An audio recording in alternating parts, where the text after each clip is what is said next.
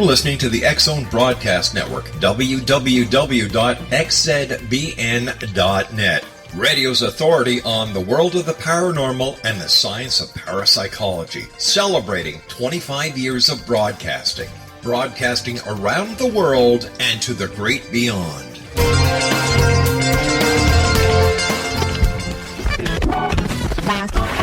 All Hit Radio.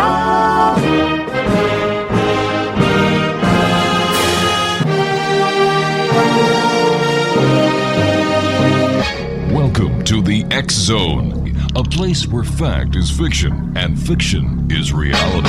Now, here's your host, Rob McConnell.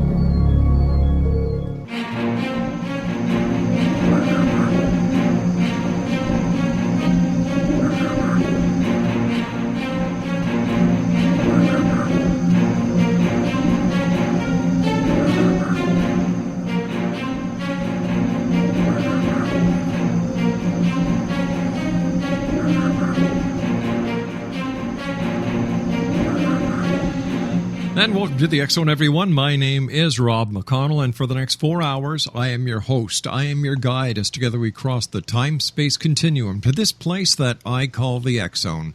It's a place where people dare to believe and dare to be heard. It's a place where fact is fiction and fiction is reality. We come to you Monday through Friday from 8 p.m. Eastern until midnight from our broadcast center in Hamilton, Ontario, Canada. My email address is xzone@xzoneradiotv.com, on all social media sites, X-Zone Radio TV. And you can listen to the X-Zone, like I said, from 8 p.m. until midnight, Monday through Friday, as well as the best of the X-Zone broadcast, 24/7, 365 at www.xzoneradiotv.com. And don't forget our new podcast site, xzonepodcast.com. My guest this hour, X-Zone Nation, is Josh Hurd. He is a paranormal author, lecturer, filmmaker, podcaster, and investigator. He has always been interested in the paranormal and from a young age has done his best to pursue the unknown. He has authored many books which can be found on Amazon.com and BarnesandNoble.com. He also has a few documentaries which can be found at www.realhouse.org. Josh is also a tour guide at the newly opened Malvern Manor, located in Malvern, Iowa. When taking a break from work, which I don't think is very often from what we just heard, Josh really enjoys spending time with his wife and 2 daughters at their home in Iowa now. His website, www.joshhurd.net. And Josh, welcome to the X-Zone. Hey, thank you so much for having me. All right, so what started you on this quest, this mission? The walking through the forest with a big stick trying to figure out what the hell the unknown is. No kidding, right? I guess I've always been, interested in the paranormal ever since I can remember, really, and going to the library and getting all the spooky books that I could. But it wasn't until I was about 12 or 13 years old, I lost an uncle who was very close to me. And he was quite young when he died. He was only 31 years old. And so it was fairly traumatic for the whole family in general. But there were some strange occurrences that happened kind of surrounding his death in the few days following his death. There were some really weird things that happened, and that really got me scratching my head and asking the bigger questions and really trying to come to terms with the fact that something else is going on here that we don't quite necessarily know about. And then obviously, you start reading about ghosts and paranormal investigations and all of that fun stuff, and then it just kind of takes you down this rabbit hole and you just continue on, and it looks like one question leads to maybe 20 more. So it's a never-ending circle. Yes, absolutely. In your opinion, since you live in the state of Iowa, before we go to this first commercial break we have to take shortly, sure. What is the most haunted location in the state of Iowa? I got to tell you, just about 45 minutes away from where I'm at right now, is the Villisca Axe Murder House. And that's a fairly well-known location here in Iowa. And I've been there, I believe, 6 times now. Wow. And it really never fails to disappoint, that's for sure. There's definitely something otherworldly going on there. God, I was getting shivers just listening to the name of the place. Yeah, it was a pretty horrific story. Back in the early 1900s, it was actually the story that kind of took the sinking of the Titanic off the front page news and replaced it with this horrific story where 8 people, 6 of which were very small children, were killed one night with an axe. I mean, just terrible. It's still unsolved to this day. All right, my friend, please stand by. You and I have to take a short break, Josh. Thanks so much for taking time out of your day to join us tonight here on the X-Zone. X-Zone Nation, Josh Hurd is our guest, www.joshhurd.net. That's www.joshhurd.net, and we'll both be back on the other side of this break. Don't go away.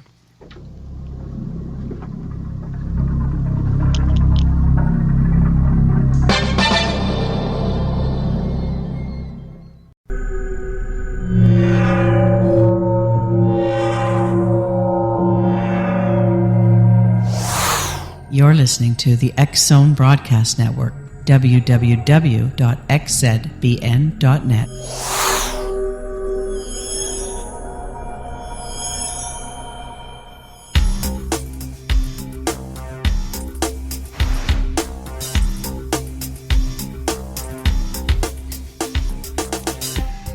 Josh Hurd is our guest. His website is joshhurd.net, and he is a paranormal investigator, author, filmmaker, podcaster, and a guy who likes looking to solve one major mystery that many people, especially on this show, are trying to solve, and that's the unknown.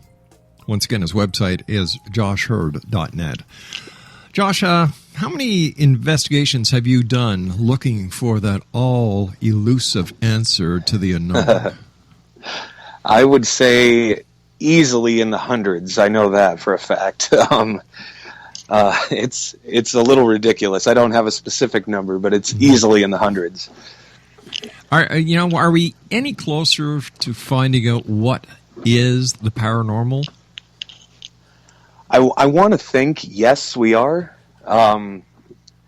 We're coming up constantly every day. It seems like new pieces of technological advancements and things of that nature that we're trying to use to communicate with the other side. Whether or not we're ever going to be able to definitively prove is beyond me. I think some of these things we may just simply not be intended to know. I don't know. It's a tough question. Tell us about the books you've written.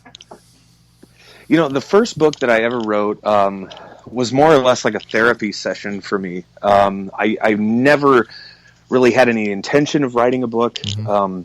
But, after I went to college, I found some like-minded people who had similar interests as me. And, we had watched like 4 episodes of the series Ghost Hunters. And so, by God, we knew it all. And we ended up finding this haunted location that was actually a rundown chapel. And if you can imagine just an old barn-looking structure, that's exactly what this is. Right. Built in the early 1900s, fell into disuse in the 50s. I mean, the place is literally falling apart now.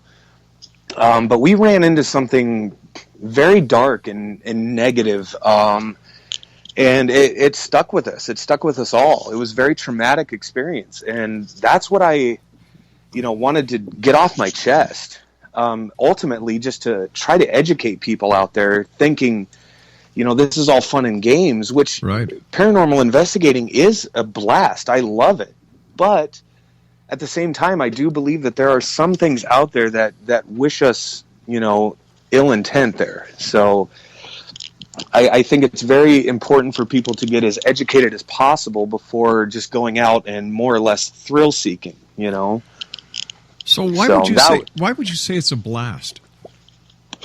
I absolutely love the rush that you get when you, and it's very sporadic, obviously, when you are communicating with somebody that you can't see, you can't touch, and yet it's almost as if they want you to know that they're there. They want you to know their story. That's the ultimate rush for me. What are some of the stories that those that you've been able to communicate with who you can't see have told you and your fellow investigators about? One of the biggest ones that really hit home, I just recently, well, I guess it's been 4 years now, but lost another uncle. And it was the day of his funeral. Mm-hmm. And we were all kind of sitting around, kind of heartbroken over here anyway. And my wife and I just decided to try and reach out. Right. And we ended up, what we believe, communicating with my uncle Danny. And it was a beautiful thing and kind of spooky, but in a very cool way. But yeah. That was one of my biggest and most memorable, anyway. Have you been ever attacked while you've been on one of your paranormal investigations? Have you ever been mauled by a ghost? You know, I've been slapped, pushed, scratched. One time in particular, in that old chapel that I was mentioning earlier. Mm-hmm. That was the worst for me. Was number one, I describe it as like an open field tackle, like where you, my feet were instantly out from under me, and I lit flat on my back with my legs straight up in the air. And I mean, whatever it was very strong. But that location is 100% pure evil in my opinion. And that's why, I wrote the book. And that's why the first documentary I ever filmed was basically retelling that book and taking that original team back to that location to try to elicit some kind of a response while educating people. So why is it you think that these entities, these spirits, these ghosts remain in the same place time after time after time after time? You would think that if they wanted peace and quietness, the last thing they do is stay in a place with all these Ghostbusters tromping through. Exactly. And that's a very good question. A lot of people, the stereotypical unfinished business type scenario I could see. Mm-hmm. But then at the same time, like Malvern Manor, where I do tours and things like that, it was that place was their home. First it was a hotel, and then it was a rest home. But then later in its life, it was a more or less like a group home for the mentally disturbed. And that's all. That's the only place they knew. That was home for them. And I think, a lot of good things happened there. Some bad things may have happened there. Right. But that's familiar to them. So, what's the history behind Malvern Manor? The history is really sketchy right now. We're still trying to piece everything together. We do know that it was originally built as a hotel, probably the fourth structure built in the town of Malvern, Iowa, mainly for the railroad that went through town. And like I said, then it was a nursing home for a while, and then it was that kind of like a halfway house or a group home for the mentally disturbed and challenged. And it was closed in 2005 for some very unfortunate circumstances dealing with neglect and abuse. So if you can imagine some of the things that may have been going on there, it's a little disturbing. So, do you just investigate ghosts, hauntings, or what other aspects of the paranormal do you and your team actually go out and try to solve with that unknown factor? We are interested in damn near anything. And, anything paranormal that we can get our grubby little hands on, we would like to entertain that. One thing that it fascinates me more than anything is aliens and UFOs and things of that nature. However, they also scare the crap out of me. So that's always a rush. But, so is it fair to say that ghosts give you a blast and aliens and UFOs scare the crap out of you? There's no happy medium here, exactly. is there? That would be a very fair assessment. Let me ask you this. You sound like a well-rounded person, family man. You enjoy the thrill of the adrenaline rush of the paranormal. So why is it that ghosts, you have a blast doing that, but you're scared of aliens and UFOs? Like, at least you can see the alien and UFO. You can't see the damn ghost. Yeah, exactly. I think what it is the whole idea of like an alien race coming to the planet, and us not necessarily knowing their intent. With the paranormal and the ghost stuff and all of that, for the most part, you if you do your homework and your history, you may know what you're getting yourself into, right? Or what you may want to avoid. Now, with the aliens, we have no idea. We have no clue whatsoever, and it terrifies me. Let me ask you: is it the fact that you don't know where they're coming from or what the agenda is, or is it the possibility of the good old anal probe that really scares the hell out of you? Yeah, exactly. Exactly. Every time I go to see my doctor and I see a pair of rubber gloves on his hand, I feel, I'm fine, thanks, goodbye. I love it. Oh my gosh! No, it's totally terrifying. I would love to believe that they would be like Alf, from Melmac, and the only thing we have to do is hide our cats, But or Mork from Mork, they may be a little more malicious than that. Like throughout the years, there have been so many cute, cuddly little aliens. Like you just said, you had Alf, and then Robin Williams playing Mork. Let me see who else. You had E.T. who gave everybody the finger, and everybody loved that one. And let me see, what else did we have? There's been all these fun-filled, warm and fuzzy alien pictures, and then you've got the War of the Worlds. Yes. Independence Day was a great one too. Yes. So who's giving us the mixed messages, or is this just part of the entertainment genre trying to get the biggest buck from every aspect of their audience that they can get? Yeah, I would love to think that it is in good fun type of thing. But then there's this little piece of me that also says you're being conditioned.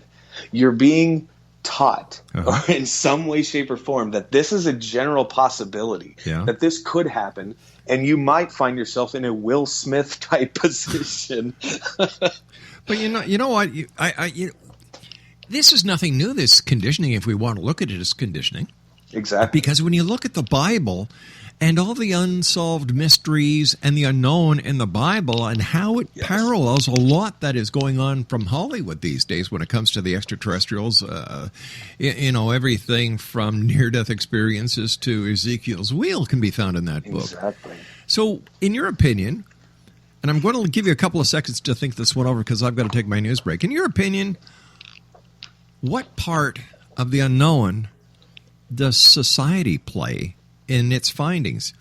Now, I'm just going to give you a couple of seconds to think that over, and we'll be back on the other side of this break as we continue here in the X Zone from our broadcast center in Hamilton, Ontario, with Josh Hurd. JoshHurd.net is the website. My name's Rob McConnell. We'll be back after the news.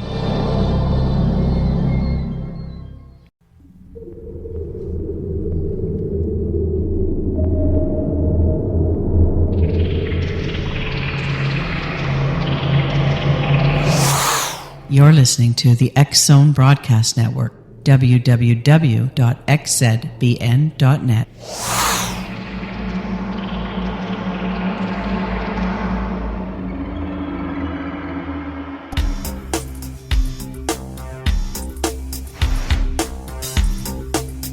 Exonation Josh Hurd is our guest this hour, www.joshhurd.net.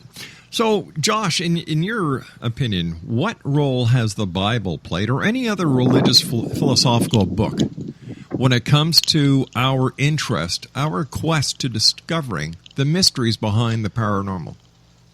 You know, I think you said it best, too, when we were talking about the Bible earlier. You know, there's all of these little clues and hints and things of that nature. I mean, Christianity itself is very, very paranormal in nature anyway. Yep. I mean, I literally just released a book just a few months back called Ghosts and the Bible, very specifically talking about certain things like that. And it's, you know, it's really crazy to me how, and I say this all the time, you know, Christians are some of the first people to dismiss the paranormal, where their entire belief structure is based on the paranormal. It's a little, exactly. I don't know, it's a little weird. It's true, because, you know, here you've got the cloud that went to the top of the mountain where Moses received the 10 Commandments that were written in stone. And the list goes on and on and on. Do you think that there was an alien presence one time during our vast history? I would honestly say yes. At some point, there was some form of influence there, whether that's technologically or otherwise. I would definitely suggest that there was some form of influence somewhere. Why do you think so many believe that the governments of the world are suppressing the information and are actually perpetrating a truth embargo when it comes to the extraterrestrial existence and presence? I would say that it's good for business for them anyway, especially to have a populace of people that are completely enthralled with their iPhones and their Netflix and things of that nature. You know what I mean? The dumber you are, the better, in their opinion. It's you know, we want you naive as possible.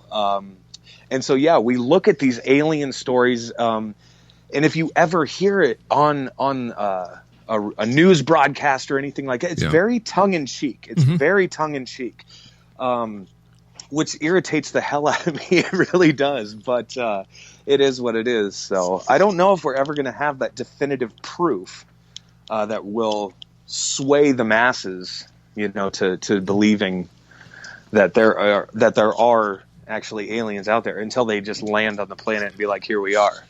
That would be an interesting question for Donald Trump. Would he build a wall to stop the aliens from outer space from coming into the United States? He's just going to put us in a bubble. There you go. Well, you know what? That's not a bad idea, because that would take care of climate control. Yeah, exactly. You know, there's a lot of positives with that. Love it. I believe that that it seems that ever since the internet has really caught on, and I'm going back to the beginning of the 90s, where it really caught on. You know, UFO, Bigfoot, Sasquatch, the Loch Ness Monster, the Bermuda Triangle, and all these topics have really caught on. Mind you, I'm the first one to say that I believe the internet is the largest septic tank ever built by man, because it has more crap in it than it has anything else. And when you look at a lot of these different UFO organizations, ghost hunting organizations and so on, it seems that they are a group amongst their own. Like, it reminds me of the CB clubs of the 60s. You know, everybody would have a CB radio in their car, and they'd call each other on the radio, even though they were in the same parking lot, parked at the same coffee shop. Right. It looks like the same thing. Is this just a change in society? We went from CB radios to handheld devices? I would say yes, honestly. If you look at it now, you know, the paranormal genre, just in general, in broad strokes, has been thrust into the mainstream here just in the past decade to 12 years or so. And it's really become something that we can talk about around the water cooler at work. It's whereas, 30, 40 years ago, we may be committed for saying such things, but, here we are. And having an open conversation about things like that, it's amazing to me. But at the same time, it leaves room and it leaves the doors open for so many, I guess charlatans might be the right word to use, things of that nature. So it's a good thing and a toxic thing at the same time. Speaking about charlatans, what's your take on the so-called reality TV shows? I've met a few of those guys, and who I've met and all that stuff. They're really cool people, and very down to earth. And I think their hearts are in the right place. Yeah, and I think they really want to get down to the hard answers of these. However, I think the networks, they're filming at these locations for 3-4 days, and then they compress it down to a 40-minute show. That's tough. And there's always a product to sell at the same time. And I think that really takes away from the passion of the field itself too. Marketing. Absolutely. Especially all when about these the green. especially when these guys, when they sign aboard any project, they have to sign a talent agreement, which basically says that the producers own them. And they have to do what the producers want because the producers have to do what the networks want. Exactly. They're going to tell you exactly how to speak and what to say. Yeah. I often wonder how those shows would look if they were really done without the night vision, because I've never seen any ghost appear on Night Shot. And that was my thinking too. We did when I did my first documentary, A Brush with Evil. Right. We shot the ghost hunting scenes in infrared. In those IR shots. Yeah. Now, I went and we just got done filming the sequel for it, and everything that we did, I just did low light. Right. So no IR whatsoever. I wanted to step away from that too because I had the exact same thought process as you. I'm like, I've never seen a damn thing like on IR. So what are we doing? What's your take on EVPs? Oh my gosh. There are some really cool EVPs out there. Even some that I've captured myself. You sounded surprised. I carry a digital recorder with me, things like that. Some of the ITC type devices that are out there, like the Spirit Box and things like that, that are sweeping radio channels. I think there's a lot of room for error in those. Because, think of how many hundreds of radio stations you could be possibly picking up. There's just so much room for question there. Yeah, and there's a lot of cross-channeling done as well. Very much so. What's it called? A Spirit sound box that is basically a frequency sweeper. Yes. It's like the old Bearcat scanners that that Radio Shack used to sell. Exactly. Yeah. That's exactly it. A lot of cross-channel on that. And back in the day, the guys at the coffee shop in their cars listening to their CBs on either sideband or single sideband would call that a skip. Yes. Yeah. And, of course, radio frequency interference and cross-radio frequency chatter depends a lot on atmospheric conditions. Oh, yeah. Easily. Atmospheric conditions, even just your general position, everything ties in. And like I said, there's just so much room for error at that point in time that you just can't necessarily rely on that as concrete evidence, How many people go out and do an investigation with you, Josh, I'm sorry. Usually it's just me and 4 buddies that I've known since college. That usually go out with me. Now, every once in a while we do events and things like that where we invite people, to come with us, and we have a great time. We sit around and talk shop and then go and investigate and wrap it up and talk shop some more. So. Do you ever bring a psychic or a medium with you?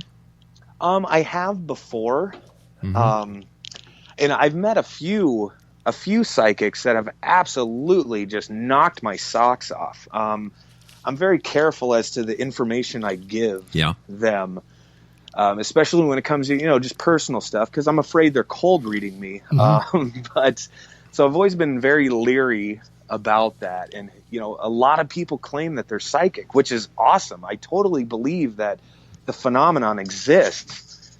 I just think all the aspects of the paranormal, that is the one that would host the most charlatans. What do you say to these people who... Let me see how I can best describe this. I'll give you an example. I had a gentleman on the show last week who told me that he is part of a galactic fighting force, and that his main battleship, Starship, is just on the other side of Pluto. It keeps hidden from Earth.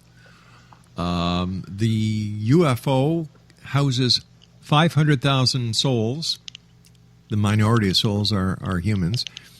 And that he has a daughter on the other side of the Pleiades, on a planet there. Wow. That's a lot to take. Now, I'll just leave you chew through that for a second, and I'll tell you about a young lady I had on the show last week who said that, Moses has appeared to her, who is really an alien, and that he drops in and sees her all the time. Sometimes Moses brings Jesus along with him. And then there was the lady who does psychic surgery with the extraterrestrials in another dimension. Psychic surgery? Yeah. No, I did not say psychosurgery. I said psychic surgery. I don't know if I could necessarily buy into any of it, really, just because I'm more of the person that has to see it, touch it, feel, and experience it for myself to really hop on board with an idea. So you're a normal person. I would hope so. Because I feel like I'm slipping at times. No, I believe that you've got a built-in checking system that won't let you go over that board. Hell, you don't want to get anal probed by an alien, so you've got to be all there. It's rather hard for anyone trying to come into this. I was going to call it an industry, but you're a nice guy, so I don't want to be insulting. Into this genre. It is what it is. Into this genre, okay? With all these loony bins out there, and I ask one simple question. All I want is one simple thing in life. I'm not a complicated guy. I'm a very simple life. I believe that life is simple. We complicate the hell out of it. Yes, we do. So when people say, Rob, what will it take for you to become a believer? One simple word: proof. Exactly. Proof. And that's the biggest thing and the hardest thing at the same time. I always say this. I'm like, this paranormal field or whatever that we're in, it's almost like a bad location joke. When somebody's telling a joke and they're like, oh, you just had to be there. Well, it's the same damn thing, because it's like, oh, this amazing EVP came across or whatever, or oh, you just had to be there. Yep. You had to see it for yourself. It's all of that. And that's why I honestly feel sometimes that we're never going to have this proof. Yeah. Because we can't necessarily prove it to like the hardcore skeptics out there. But even to the hardcore skeptics, to the person who's able to add 1 and 1 and come out with 2. Exactly. It's not a hard thing. And when you challenge some people, like I do, they get upset with me. Well, I don't think they should be upset in any way. I mean, like you said, all you want is proof. That's it. I mean, and you're getting very outlandish claims with, like, those past guests that you were discussing. Yeah. I mean, those are very hard pills to swallow. I'll tell you, when they were some of the better, they were some of the sanest ones We've got about 2 minutes before I've got to go to my break, so I'll share this one with you. This is the final antidote for tonight. Mm-hmm. I had this guy from someplace in Alberta, which is one of our prairie provinces here in Canada. It's either wheat or cattle. And he said, well, I used to get visited all the time by UFOs. He said, but I took care of them. I said, well, what did you do? Well, I went down to Canadian Tire, you see, and I got myself a big car battery, some wire, and a red light. And he said, I connected that red light to the battery, and I ain't seen any aliens anymore. Neither have any of my neighbors. So I said to him, I said, well, did any of the neighbors ever see the aliens before you put the red light to the battery? And he says, damn it, I never asked. Oh. And that's a true story. Wow. And that's a true story. I want to believe. I want to believe. Too. But all I want to see is the proof. And when it comes to Roswell, New Mexico, you know that famous crash? Yeah. The biggest problem I have with it is something that Stanton Friedman really gets mad at me about. Is because I said, all right, so you've got Jesse Marcel was dispatched out to Brazel's farm. He picks up all this debris, puts it in his Jeep, and what does he do instead of going back to the airbase to maintain the chain of custody? He goes home. He goes home and lets his wife and kids play with it. Exactly. Right then and there, I believe the story dies. Exactly. The story dies. Yup. That's exactly it. Yeah. Listen, young man, you and I have to take a break. We're going to be back in about 2 minutes. Thanks very much for joining us again, Josh. Thank you. Exonation, our guest is Josh Hurd. His website is www.joshhurd.net. That's JOSHHEARD.net. And we'll both be back on the other side of this break as we continue here in the X Zone from our broadcast center in Hamilton, Ontario, Canada. You can always send an email, xzone at xzoneradiotv.com, on all social media sites, X Zone Radio TV. You can watch past episodes from Season 1 of the X Zone TV show at xzonetv.com. And, of course, the radio website where you can listen to the X Zone 24/7, 365, as well as the nightly broadcast, www.xzoneradiotv.com. My name's Rob McConnell. Josh and I will be back on the other side of this break. Don't go away.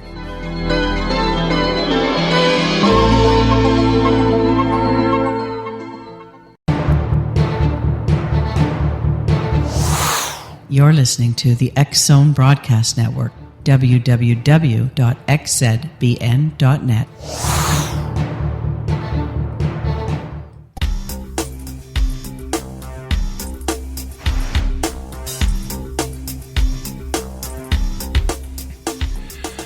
Well, Josh Hurd is my guest this hour. Exonation, www.joshhurd.net. First of all, Josh, thanks very much for joining us. Great talking to you. What do you have coming up for yourself and your group, as well as the tours? Yeah, as far as what we have going on, we have A Brush with Evil Part 2 coming out in July. And then come fall, I would like to start a tour, like a film tour. So I have no idea where we're going yet. What would you like to share with the listening audience tonight, Josh, who may be anticipating or thinking about becoming a paranormal investigator like yourself? What words of wisdom do you have? I mean, besides don't. I would say the most important thing is education. If you're really considering this even as a hobby, I would get with somebody who has been around the block a time or five. Pick up some books, there's zillions of really good books out there. I mean, and read all of the classics, the Hans Holzers and things like that. Really get into that stuff. Study parapsychology, things of that nature. So. Yeah, and for those of you listening who are not familiar with something called a book, you can find them in something called a library. Yeah. Remember the good old days when people would actually look forward when they're walking instead of, texting? Yes. Yes. There was a cute cartoon that somebody had on the internet. It was this spaceship had landed in the middle of New York City. The aliens are standing out, their UFO is above. They're standing below their UFO trying to shake people's hands, and people are just walking by texting. And I think that would totally happen. Oh my goodness. For people who'd like to get more information on the Melbourne Manor, is that information on your website? Yeah, you can go to joshhurd.net, has some stuff on there. Also, malvernmanor.weebly.com is the main site. It's got a calendar on there. You can request a date, and it emails me directly, and usually within 10 to 15 minutes I'll get back to you. So it's a pretty quick turnaround. All right, and for those of you who are listening and who don't have the common sense of understanding what Josh said when he said you could go to that website and request a date. No, we're not talking about the two-legged ones. We're talking about the dates of the tours. Yes. Overnight investigation. Well, wait a second. Say that again. That doesn't sound any better. Josh, great talking to you. Regards to your fellow buddy, your 4 other buddies, and to your family, and love to have you back on in the future. Sounds great. Thank you so much. You take care of yourself and keep hunting. All right, you too. Good night now. Good night. Exo Nation, my guest this hour has been Josh Hurd.